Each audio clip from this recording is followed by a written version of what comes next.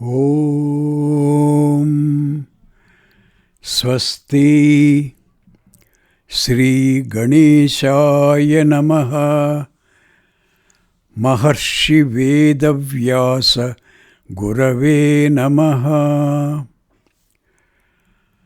మహామహోపాధ్యాయ పద్మశ్రీ పుల్లెల శ్రీరామచంద్రుడు గారు రచించిన మహాభారత సార సంగ్రహము అను కావ్య గ్రంథమునందలి ఉద్యోగ పర్వము చదువుచున్నది జంగా కృష్ణమూర్తి. ఉలూకుడు పాండవులకు దుర్యోధనుని సందేశం వినిపించుట.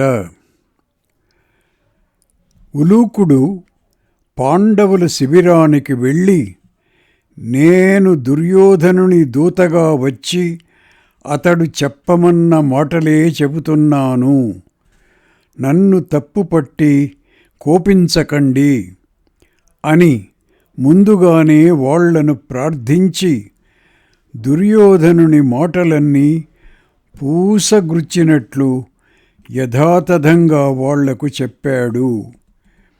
ఆ మాటలు వినగానే పాండవ శిబిరంలో ఉన్న వీరులందరూ మండిపడ్డారు. అందరూ తగు విధంగా తమ సమాధానం చెప్పారు. అర్జునుడు తన మాటగా దుర్యోధనునికి చెప్పమని ఉలూకునితో ఇలా అన్నాడు. దుర్యోధన, నా వైపు ఈ వీరుడు ఉన్నాడు, ఆ వీరుడు ఉన్నాడు అంటూ పరుల బలాన్ని చూచుకొని విర్రవీగుతున్నావు. దీనిని బట్టి నీకు బలం ఏమీ లేదని తేలిపోయింది. యుద్ధంలో ఇతరులను ముందుకు పంపుతున్నావు. సా త్వం పరేషాం వీర్యేణ మన్యసే వీర్యమాత్మనః స్వయం కా పురుషో మూఢ పరాంశ్చ క్షేప్తుమిచ్చసి. ఉద్యోగ పర్వము 163:5.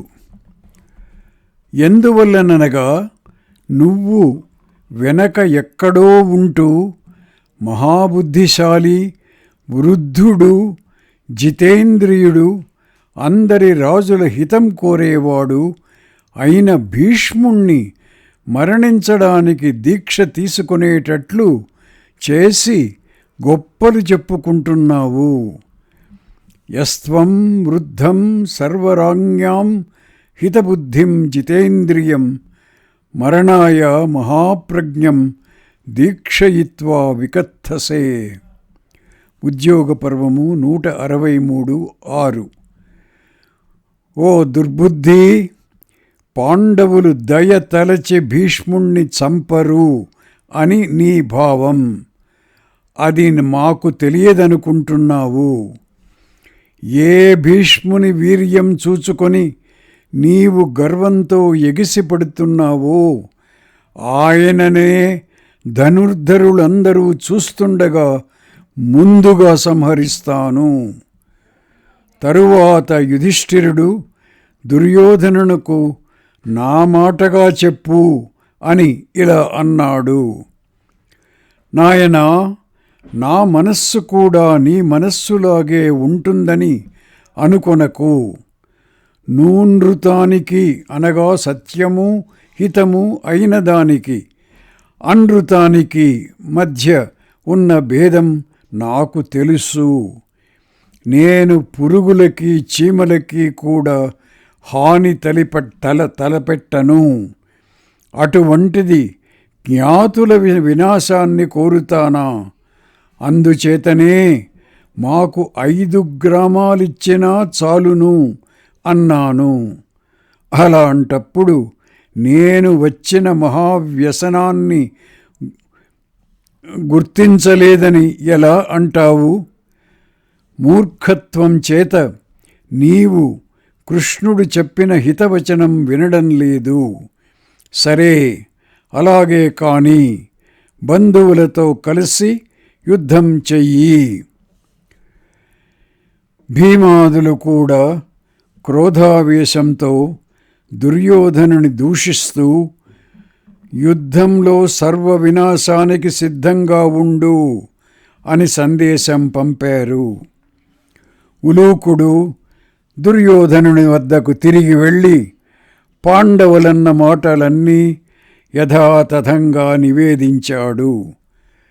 దుర్యోధనుడు యుద్ధానికి సర్వసన్నాహాలు చెయ్యండి అన దుశ్శాసనాదులను ఆజ్ఞాపించాడు. పాండవుల సేన కురుక్షేత్రంలో ప్రవేశించింది. సర్వసేనాపతి అయిన దృష్టద్యుమ్నుడు తన సైన్యంలోని ఏ వీరుడు శత్రు సైన్యంలోని ఏ వీరుణ్ణి ఎదిరించి యుద్ధం చెయ్యాలో నిర్ణయించి ఆ విధంగా ఆదేశించాడు. దుర్యోధనుడు మన సైన్యంలో రథులెవరు, అతిరథులెవరు, మహారథులెవరు అని భీష్ముణ్ణి ప్రశ్నించగా ఆయన ఆ విషయం వివరించి చెప్పాడు. అశ్వత్థామను గూర్చి చెబుతూ, ఈ మహారథుడు తలుచుకుంటే 3 లోకాలను కూడా కాల్చివేయగలడు. అయితే వీనిలో ఒక్క దోషం ఉంది. ప్రాణాలంటే వీనికి తీపి ఎక్కువ అన్నాడు భీష్ముడు. ద్రోణుడు నీకు హితమైన తీవ్రమైన కర్మ చేస్తాడు. అయితే ఈయనికి అర్జునుడంటే అమితమైన ప్రేమ, తన పుత్రుని మీద కంటే కూడా ఎక్కువ ప్రేమ. అందుచేత అర్జునుణ్ణి వధించడు. నీ ప్రియమిత్రుడైన ఈ కర్ణుడు రణకర్కశుడు, పరుష స్వభావం కలవాడు. నిత్యము పాండవులతో నీ వైరం ప్రోత్సహిస్తుంటాడు కదా. నీకు మంత్రి, నాయకుడు, బంధువు కూడా. దురభిమానం కలవాడు, ఎల్లప్పుడూ గొప్పలు చెప్పుకుంటాడు. తెలివి తక్కువతనం చేత సహజమైన కవచకుండలాలు పోగొట్టుకున్నాడు. ఇతడు అతిరథుడు కాదు, రధికుడు కాదు, అర్ధరథి అన్నాడు. భీష్ముని మాటలు వినగానే కర్ణుడు కోపోద్రేకంతో అతనిని నిందిస్తూ, నీవు రాగద్వేషాలతో నీ ఇష్టం వచ్చినట్లు నిర్ణయిస్తుంటావు. నాతో సమానుడు ఎవడూ లేడు అని అనుకుంటూ ఉంటావు. వృద్ధులు చెప్పిన మాటలు వినాలి అని శాస్త్రవచనం ఉంది, కానీ అతివృద్ధుల మాటలు వినకూడదు. ఎందుచేతననగా వాళ్ళు మళ్ళీ బాలులైపోయిన వాళ్ళు. శ్రోతవ్యం ఖలు వృద్ధానామితి శాస్త్రనిదర్శనం నత్వేవ హ్యతివృద్ధానాం పునర్బాలా హి తే మతాః. ఉద్యోగ పర్వము 168:26. నత్వేవ హృత్తి వృద్ధానాం పునర్బలా హి తే మతాః. రాజా, శత్రువులనందరినీ నేనొక్కడనూ సంహరించగలను. అయితే నువ్వు ఈతనిని సేనాపతిని చేశావు. యుద్ధంలో యశస్సంతా సేనాపతికి పోతుంది, కానీ యోధులకు కాదు. అహమేకో హనిష్యామి పాండవానామనీకినీం సుయుద్ధే రాజశార్దూల యశో భీష్మం గమిష్యతి. కృతః సేనాపతిస్త్వేష త్వయా భీష్మో నరాధిప. సేనాపతౌ యశో గంత నా తు యోధాన్ కథంచన. ఉద్యోగ పర్వము 168:28. అందుచేత ఈ భీష్ముడు జీవించి ఉండగా నేను యుద్ధం చెయ్యను అన్నాడు. ఆ మాటలు విని భీష్ముడు, కర్ణా, యుద్ధం ఆసన్నమైన ఈ సమయంలో మనలో మనం పోట్లాడుకొనడం మంచిది కాదు. అందుచేత బ్రతికిపోయావు.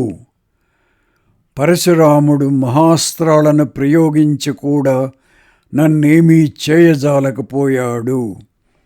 కాశీరాజ స్వయంవరంలో రాజులనందరినీ నేనొక్కడనే ఓడించాను.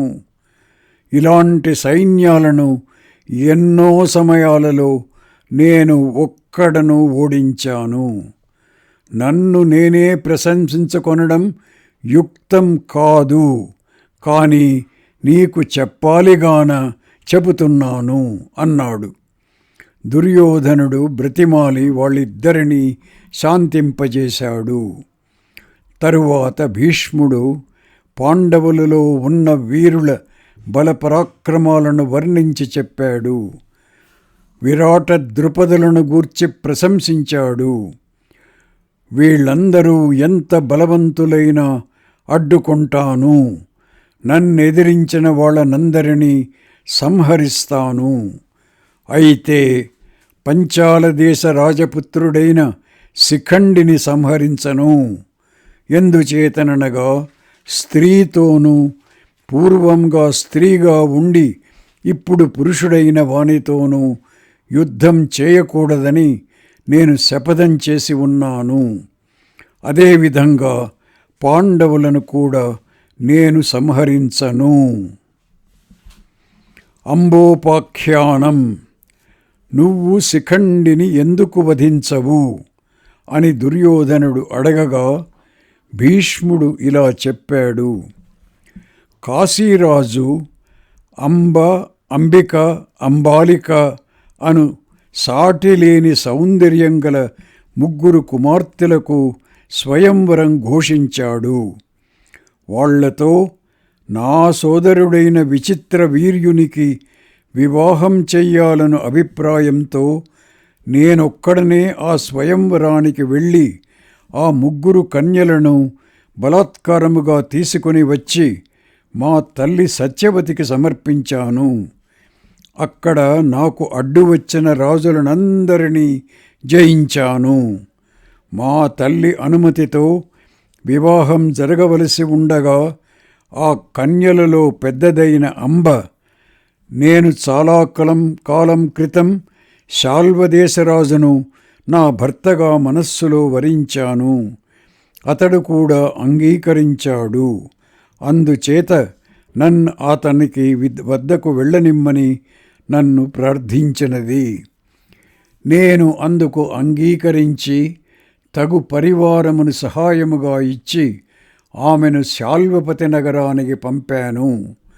ఆమె వెళ్ళి నన్ను వివాహం చేసుకో అని అతనిని ప్రార్థించింది. ఒక పురుషుని కోసం గ్రహింపబడిన నిన్ను నేను భార్యగా స్వీకరించను అని అతడు నిరాకరించాడు. నా ఈ కష్టాలకన్నింటికీ మూల కారణం భీష్ముడే కదా. అతనిపై ఎలాగైనా పగ తీర్చుకోవాలని నిశ్చయించుకొని ఆమె ఒక ఆశ్రమానికి వెళ్ళి ఆ రాత్రి తాపసుల మధ్య గడిపింది. మరునాడు జరిగినదంతా వాళ్లకు చెప్పింది. ఆమె చెప్పినదంతా విన్న ఆ మునులు ఆమెకు ఏ విధంగా సహాయం చెయ్యాలా అని ఆలోచనలో పడ్డారు. ఇంతలో తపశ్శాలి అయిన హోత్రవాహనుడు అను రాజర్షి ఆ ఆశ్రమానికి వచ్చాడు. మునులందరూ అతనికి అతిథి మర్యాదలు చేసి కూర్చుండి మరల ఆమెను గూర్చి చర్చించుకుంటున్నారు. అదంతా విన్న హోత్రవాహనుడు చాలా విషణ్ణుడయ్యాడు. అతడు ఆమెను దగ్గర కూర్చుండబెట్టుకొని ఓదారుస్తూ తాను ఆమె మాతామహుడనని వాళ్లకు చెప్పాడు. అమ్మా, నీకొక ఉపాయం చెబుతాను విను. నువ్వు పరశురాముని దగ్గరకు వెళ్ళి అతనిని ఆశ్రయించు. అతడు తాను చెప్పిన మాట భీష్ముడు వినకపోతే అతనిని సంహరిస్తాడు. ఏదో విధంగా నిన్ను మంచి మార్గంలో నడిపిస్తాడు అని ఆమెకు ఉపదేశించాడు.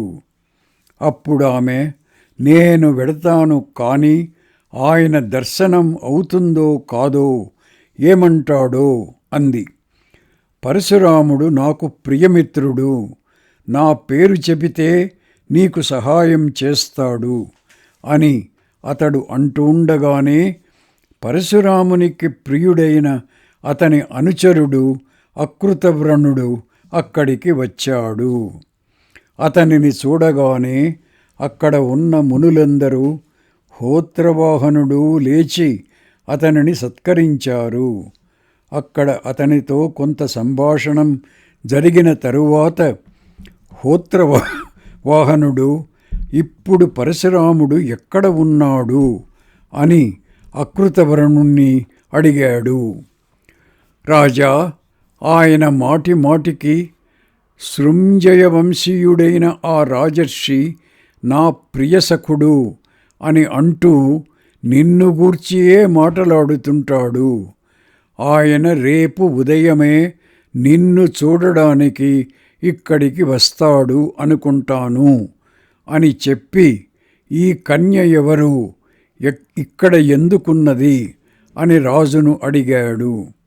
హోత్రవాహనుడు అంబ విషయం అంతా చెప్పాడు. అంబ కూడా, తపోధన, మా మాతామహుడు చెప్పినదంతా యథార్థమే. పూజ్యుడైన పరశురాముడు ఏమి చెబితే అది చేస్తాను అంది. ఆ మాట విని అకృతవ్రణుడు, కళ్యాణి, ఈ విషయంలో పరశురాముడు 2 విధాల నీకు ఉపకారం చేయడానికి అవకాశం ఉన్నది. ఎలా చేయమంటావు? 1, శాల్వపతిని పిలిచి నిన్ను తీసుకుమ్మని చెప్పడం, లేదా భీష్ముణ్ణి యుద్ధంలో జయించడం. నువ్వు సృంజయుడు ఆలోచించుకొని చెప్పండి అన్నాడు. బ్రాహ్మణోత్తమా, నా మనస్సు శాల్వుని మీద లగ్నమై ఉన్నది అను విషయం తెలియకుండా భీష్ముడు నన్ను తీసుకొని వెళ్ళాడు. ఈ విషయం గుర్తించి నీవే ఏమి చేస్తే బాగుంటుందో నిర్ణయించాలి అని అంబ అంది. కళ్యాణి, నువ్వు చాలా ధర్మసమ్మతమైన మాట చెప్పావు. నా మాట విను.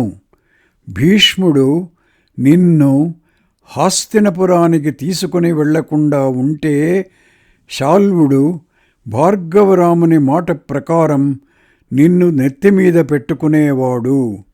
కానీ ఇప్పుడు అతడు అందుకు అంగీకరించకపోవచ్చును. అందుచేత భీష్ముని విషయంలో ప్రతిక్రియ చేయడమే యుక్తమని నాకు తోస్తున్నది అన్నాడు అకృతవ్రణుడు. అప్పుడు అంబ, మహాముని, నా మనస్సులో కూడా ఇలాగే ఉంది.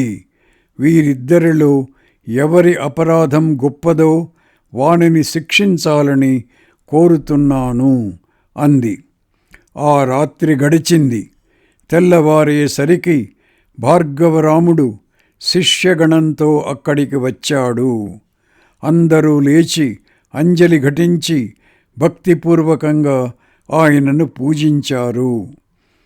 కొంత సమయం పూర్వ వృత్తాంతాలను గూర్చి ఒకరితో ఒకరు ముచ్చటించుకున్న తరువాత సృంజయుడు, ఈమె నా దౌహిత్రి, కాశీరాజు కూతురు. ఈమె చెప్పిన మాటలు విని ఈమెకు సహాయం చెయ్యాలి అని పరశురాముణ్ణి ప్రార్థించాడు. అంబ పాదాభివందనం చేసి బాష్పగద్గద కంఠంతో తనకు కలిగిన కష్టాలను గూర్చి రామునకు విన్నవించుకొని, చివరగా దీనికంతకీ మూల కారణం భీష్ముడే కాన అతని వధనే నేను కోరుతున్నాను అని చెప్పింది.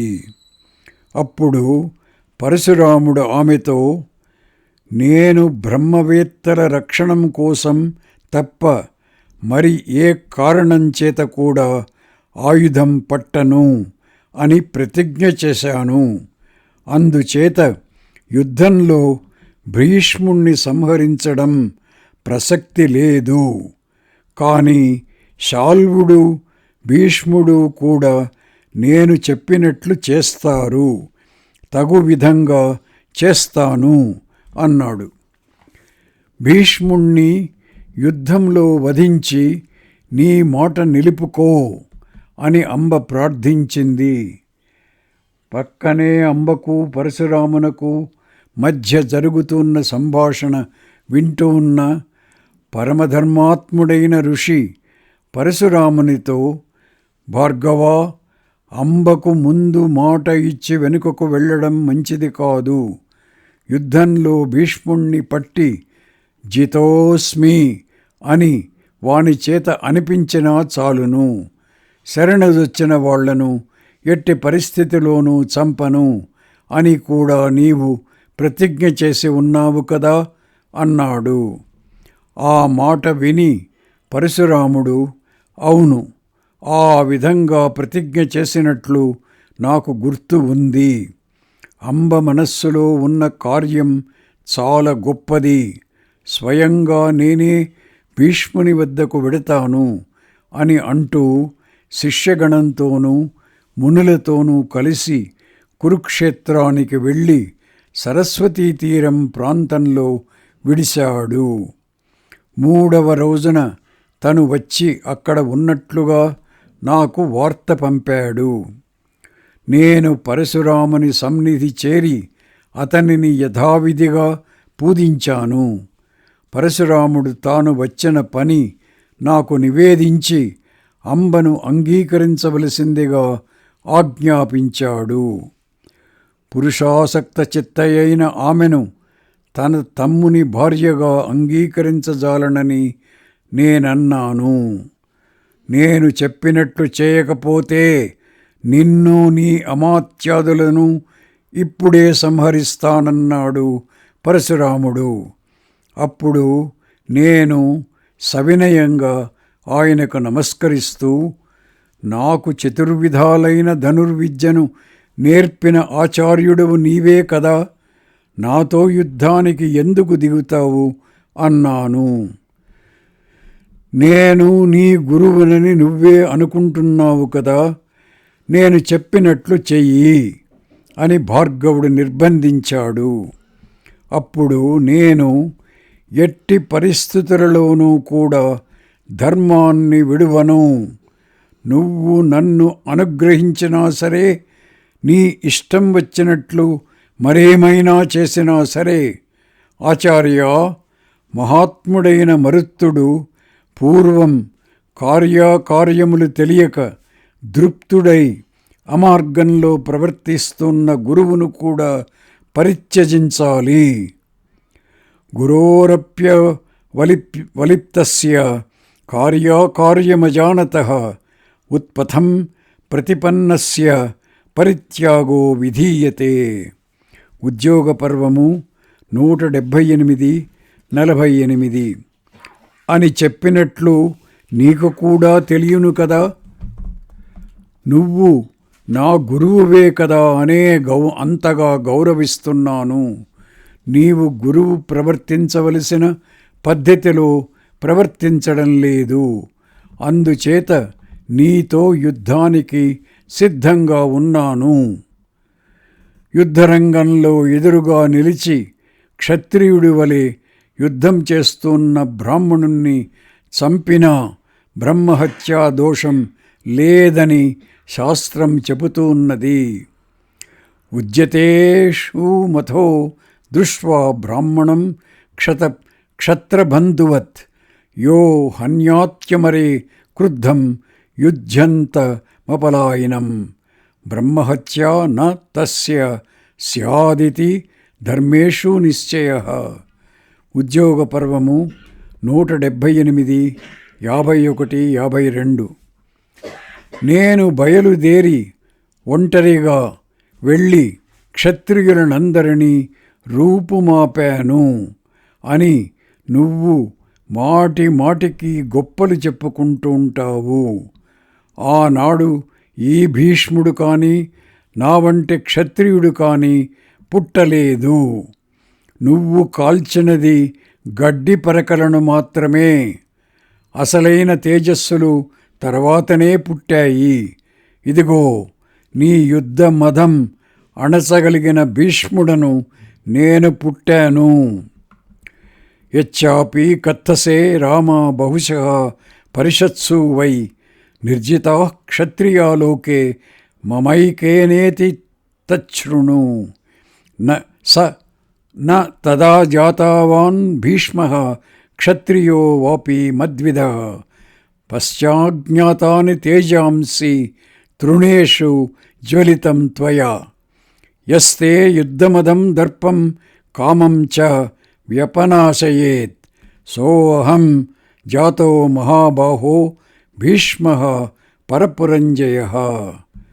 ఉద్యోగ పర్వము 178, 62, 63, 64.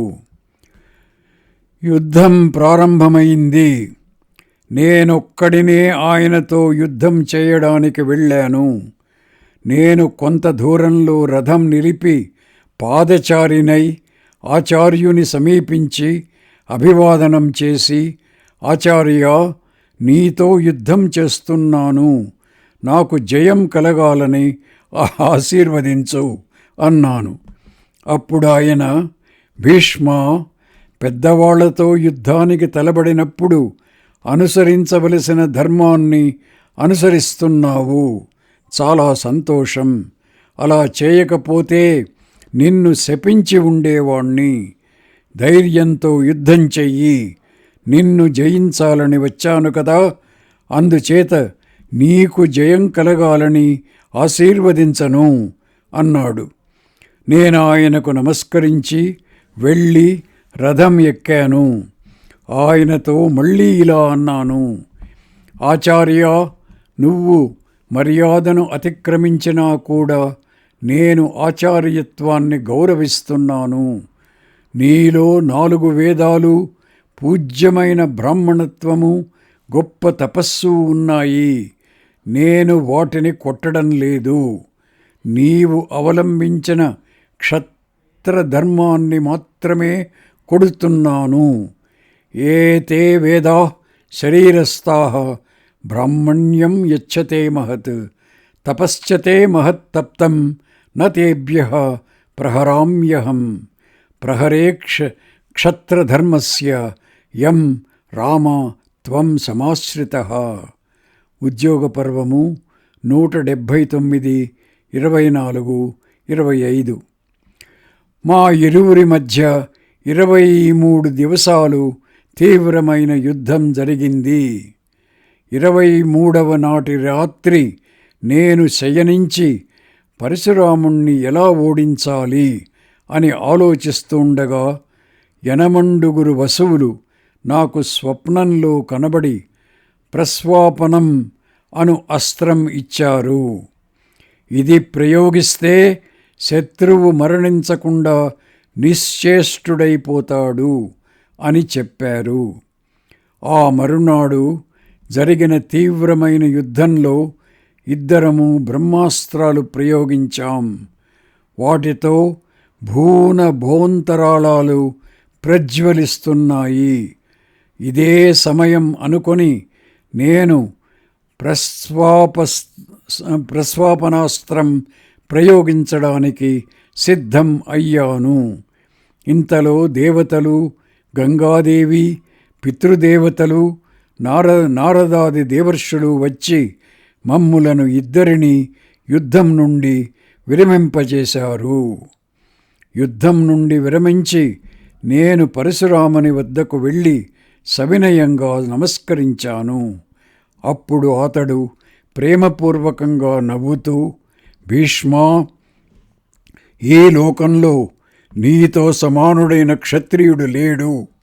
నీవు నాతో చేసిన యుద్ధానికి నేను చాలా సంతోషించాను, వెళ్ళు అని నాతో పలికి నా ఎదుటనే ఆ మహాత్ములందరిలో ఆ రాజకన్యతో నేను యథాశక్తిగా భీష్మునితో ఎలా యుద్ధం చేశానో మీరందరూ చూచారు కదా. నేను భీష్ముని చేతిలో ఓడిపోయాను. నీవు కూడా భీష్ముని దగ్గరికే వెళ్ళి అతని రక్షణ కోరుకో, లేదా నీ ఇష్టం వచ్చిన చోటికి వెళ్ళు అన్నాడు. పూజ్యుడా, నువ్వు యథాశక్తిగా ఉత్సాహంతో నాకు సహాయం చేయడం కోసం ప్రయత్నించావు. చూచాను, శక్యం కాలేదు. నేను భీష్ముని దగ్గరకు మాత్రం వెళ్ళను, నేనే వీనిని వధిస్తాను అని అంటూ ఆమె తపస్సు చేయాలని దృఢ సంకల్పంతో వెళ్ళిపోయింది. పరశురాముడు మునులతో మహేంద్ర పర్వతానికి వెళ్ళిపోయాడు. నేను ఇంటికి వెళ్ళి జరిగినదంతా మా తల్లి సత్యవతికి నివేదించాను. అంబ యమునా తీరాన అతి తీవ్రమైన తపస్సు ప్రారంభించింది. అక్కడ 12 సంవత్సరాలు తపస్సు చేసి తరువాత సిద్ధులు, చారణులు నివసించే వత్సదేశానికి వెళ్ళి అనేక పవిత్ర పుణ్యతీర్థాలలో స్నానం చేస్తూ తపస్సు చేసింది. ఒకనాడు జలంలో ఉన్న నా తల్లి గంగానది, ఈ విధంగా ఎందుకు శ్రమపడుతున్నావు అని అడుగగా ఆమె, నాకు ఈ విధంగా అపకారం చేసిన భీష్ముణ్ణి సంహరించడానికి శ్రమపడుతున్నాను అని చెప్పింది. అప్పుడు గంగ, నువ్వు ఈ విధంగా కుటిలమైన మార్గం అవలంబించి భీష్ముణ్ణి సంహరింపజాలవు. ఈ వ్రతం ఆచరిస్తూ నువ్వు దేహత్యాగం చేస్తే వర్షకాలం 4 మాసాలు మాత్రమే ప్రవహించేది, మొసళ్లకు నిలయము, వక్రంగా ప్రవహించేది అయిన నది అయిపోతావు అని చెప్పి అంతర్ధానం చెందింది. ఆమె కొంతకాలానికి సగం శరీరం ఆ విధమైన నదిగా మారి సగం శరీరంతో కన్యకగా ఉంది. ఆమె అదేవిధంగా తీవ్రమైన తపస్సు చేస్తుండగా అక్కడ ఉన్న మునులందరూ ఆమెను ఆ తపస్సు మాన్పించడానికై ఎందుకు ఇంత శ్రమపడుతున్నావు అని అడిగారు. నేను పతిలోక విహీనురాలనై స్త్రీనీ కాక పురుషుడినీ కాకుండేటట్లు చేసిన ఆ భీష్ముణ్ణి చంపి తీరుతాను అని చెప్పింది. ఆ మునుల మధ్య ఉన్న ఈశ్వరుడు ప్రత్యక్షమై ఏమి వరం కావాలని అడగగా, భీష్ముణ్ణి వధించగలిగేటట్లు వరం ఇమ్ము అని అడిగింది. ఈశ్వరుడు అలాగే జరుగుతుంది అన్నాడు. అప్పుడు ఆమె, నేను స్త్రీని కదా, అతనిని ఎలా చంపగలుగుతాను అని అడుగగా ఈశ్వరుడు, నేను చెప్పినట్లు తప్పక జరుగుతుంది. నువ్వు ద్రుపదుని పుత్రికగా జన్మించి కారణవశం చేత పురుషత్వం పొంది భీష్ముణ్ణి సంహరిస్తావు. నీకు పూర్వజన్మ స్మృతి ఉంటుంది అని చెప్పి అంతర్ధానమయ్యాడు. ఆమె కట్టెలతో చితిని ఏర్పరచుకొని భీష్ముణ్ణి చంపాలి అంటూ అగ్నిలో ప్రవేశించింది. ద్రుపదునికి సంతానం లేకపోవడం చేత ఆ కాలంలోనే అతడు శివుణ్ణి అనుగ్రహం కొరకు తపస్సు చేశాడు. శివుడు ప్రత్యక్షమయ్యాడు. నాకు కన్య కలగకూడదు, పుత్రుడు జనించాలి, అతడు భీష్ముణ్ణి చంపగలగాలి అని ద్రుపదుడు కోరాడు. నీకు స్త్రీ పురుషుడు పుడతాడు అని చెప్పి శివుడు అంతర్ధానమయ్యాడు. ద్రుపదుడు ఇంటికి వచ్చి, నేను ఆరాధించగా శివుడు నాకు కన్య పుట్టి తరువాత పురుషుడుగా మారుతుంది అని వరం ఇచ్చాడు అని భార్యకు చెప్పాడు. కొంతకాలానికి ఆమె కన్యను కన్నది. పుత్రుడే పుట్టాడు అని అందరితో చెబుతూ ఆ కన్యను పుత్రుణ్ణి పెంచినట్లు పెంచాడు. ఆ విషయం తల్లిదండ్రులకు తప్ప ఎవరికీ తెలియదు. శివుని మాటపై పూర్ణ విశ్వాసంతో వాళ్ళు అలా చేశారు. ఆ పుత్రునికి శిఖండి అను పేరుతో పురుషునకు చేయవలసిన వైదిక సంస్కారాదులన్నీ చేశారు. వివాహానికి తగిన వయస్సు రాగానే శిఖండికి ఆ దంపతులు హిరణ్యవర్మ అను దశార్ణ దేశరాజు కుమార్తెతో వివాహం చేశారు. కొంతకాలానికి శిఖండి పురుషుడు కాదు స్త్రీ అని తెలియగానే మహాబలవంతుడైన హిరణ్యవర్మ ద్రుపదునిపై దండెత్తి రావడానికై సన్నాహాలు చేశాడు. ఆ విషయం తెలిసిన ద్రుపదుడు అతని భార్య కూడా ఎట్లయినా శివుని మాట అసత్యం కాదన్న ధైర్యంతో నగర రక్షణకు తగిన ఏర్పాట్లు చేసి దేవతారాధనాదులు చేయడం ప్రారంభించారు. ఏమైనా చివరికి ఏమవుతుందో అన్న భయం వాళ్లను వెంటాడుతూనే ఉంది. తన కోసం తల్లిదండ్రులు పడుతున్న క్లేశాన్ని చూచి శిఖండిని ప్రాణాలు త్యజించాలని అభిప్రాయంతో దట్టమైన అరణ్యంలో ప్రవేశించి ఆహారం తినకుండా శరీరాన్ని శుష్కింపజేసుకుంటున్నది. ఆ వనాన్ని స్థూణాకర్ణుడను గొప్ప సంపద గల యక్షుడు అద్భుతమైన భవనం ఒకటి నిర్మించుకొని దానిలో నివసిస్తూ పాలిస్తున్నాడు. అతనికి భయపడియే జనులెవరూ ఆ అరణ్యంలోనికి వెళ్ళేవారు కాదు. నువ్వు ఇలా ఉపవాసాలెందుకు చేస్తున్నావు అని ఆ యక్షుడు అడుగుగా, నేను చెప్పినా నువ్వేమీ చేయజాలవు అంది శిఖండిని. కాదు చెప్పమని నిర్బంధం చేశాడు యక్షుడు. అప్పుడు ఆమె తన మూలాన తల్లిదండ్రులకు కలిగిన క్లేశాలను గూర్చి చెప్పి, దశార్ణరాజు యుద్ధంలో నా తండ్రిని రాజ్యభ్రష్టుణ్ణి చేయడానికి వస్తున్నాడు అని తెలిపింది. యక్షుడు ఆమెపై జాలిగొని, నేను నీ స్త్రీత్వాన్ని తీసుకొని నా పురుషత్వాన్ని నీకిస్తాను.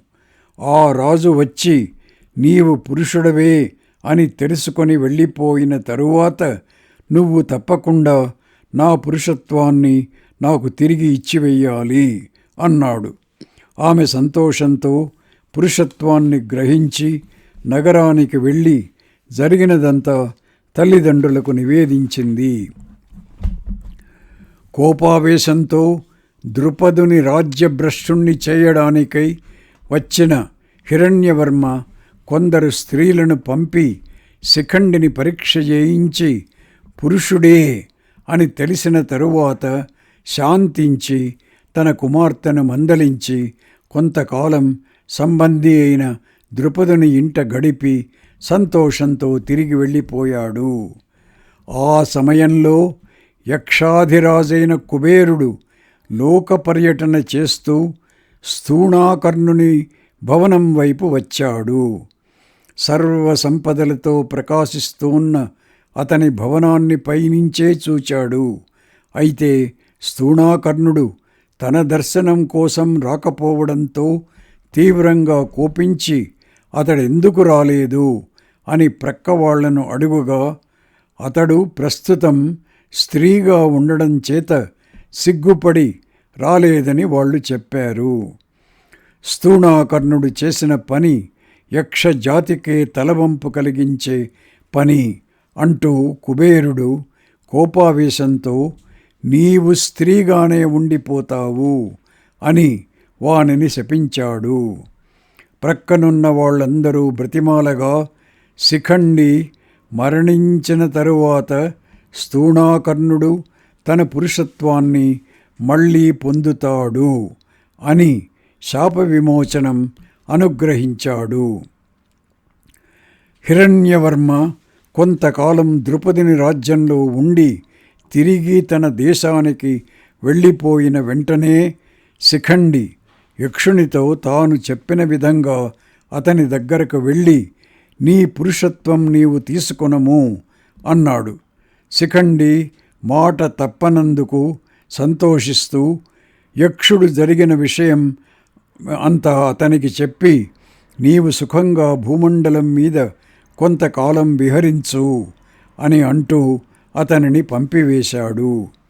శిఖండి ఇంటికి వచ్చి తల్లిదండ్రులకు ఆ వృత్తాంతం చెప్పగా వాళ్ళు సంతోషభరితాంతురంగులయ్యారు. ద్రుపదుడు శిఖండిని ద్రోణుని వద్దకు శిష్యుడిగా పంపాడు. అతడు ద్రోణుని వద్ద చతుష్పాద ధనుర్విద్య అభ్యసించి రథసత్తముడయ్యాడు. ఈ విషయం అంతా జడ, అంధ, బధిరుల ఆకారాలలో ద్రుపదుని రాజ్యానికి నేను పంపిన గూఢచారుల ద్వారా నాకు తెలిసినది. ఈ విధంగా ముందు స్త్రీ అయి తరువాత పురుషుడిగా మారిన శిఖండి వైపు నేను చూడను, బాణప్రయోగం చేయను. దుర్యోధన, స్త్రీ మీద గాని, స్త్రీగా ఉండి పురుషుడైన దాని యందు గాని, స్త్రీ పేరున్న వానిపై గాని, స్త్రీ పోలికలున్న వానిపై గాని నేను బాణం ప్రయోగించను. ఇది నా శపథం. స్త్రియాం స్త్రీపూర్వకే చైవ స్త్రీనాంని స్త్రీ స్వరూపిణి న ముంచేయమహం బాణమితి కౌరవ నందన.